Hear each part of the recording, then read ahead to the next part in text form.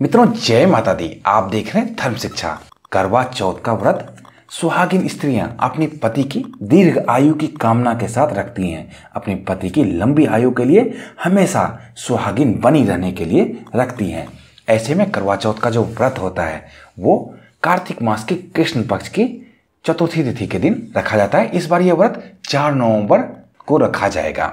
इस वीडियो के माध्यम से मैं आपको बताने वाला हूं कि करवा चौथ के व्रत के अवसर पर किन बातों का सुहागिन स्त्रियों को निश्चित तौर पे ध्यान रखना चाहिए।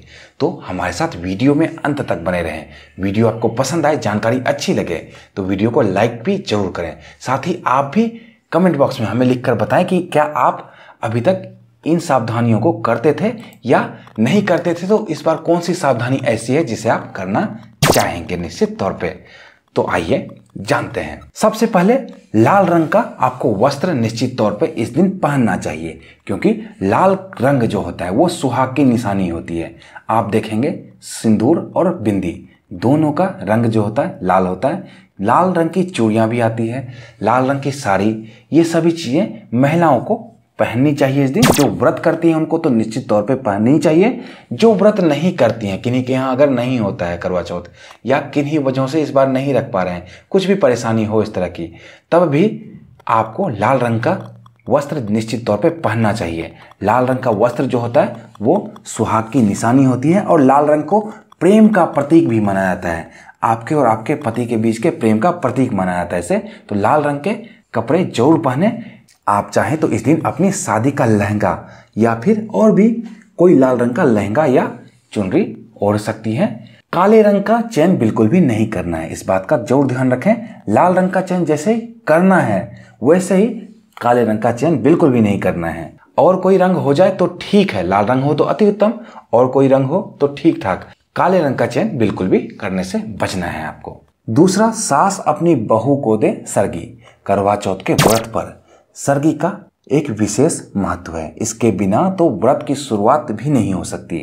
यह सरगी सास अपनी बहू को देती है, जो व्रत शुरू होने से पहले दी जाती है। इस सरगी में कुछ मिठाइयाँ और कपड़े, श्रृंगार का सामान होता है। इस सरगी को बहू करवा चौथ के दिन सूर्योदय से पहले सुबह के लगभग 4 बजे के आसपास खाती हैं। इसी के साथ व्रत उनका आरंभ हो जाता है।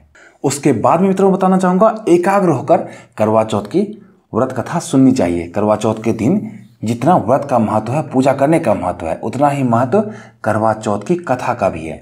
इसीलिए इस दिन करवा चौथ व्रत की कथा बहुत ही एकाग्रचित होकर मन चित्त को शांत करते हुए सुनना चाहिए। कभी कभी महिलाएं कथा को एकाग्रचित होकर नहीं सुन पाती। घर की कुछ कामों की टेंशन या अलग अलग तरह की टेंशन या अलग अलग चीज़ों पे ध्यान उनका चला जाता है, तो एकाग्रचित होकर वो कथा को नहीं सुन पाती हैं। तो ऐसा नहीं करना चाहिए, इसे शास्त्रों में भी गलत माना गया है। तो जिस समय भी कथा, करवा चौथ की कथा ही नहीं, जिस चीज़ की भी कथा आप सुनती हैं, जिस भी व्रत पे, वो एकाग्रचित होकर ही आपको सुनना चाहिए, तभी उसका फल आपको मिलता है। जब इतनी मेहनत करके व्रत कर ही रही हैं तो आपको कथा भी निश्चित तौर पे एकाग्रचित होकर सुननी चाहिए। अगला मित्रों बताना चाहूँगा, करवा चौथ की शाम को गीत निश्चित तौर पे महिलाओं को गाने चाहिए एकाग्र होकर।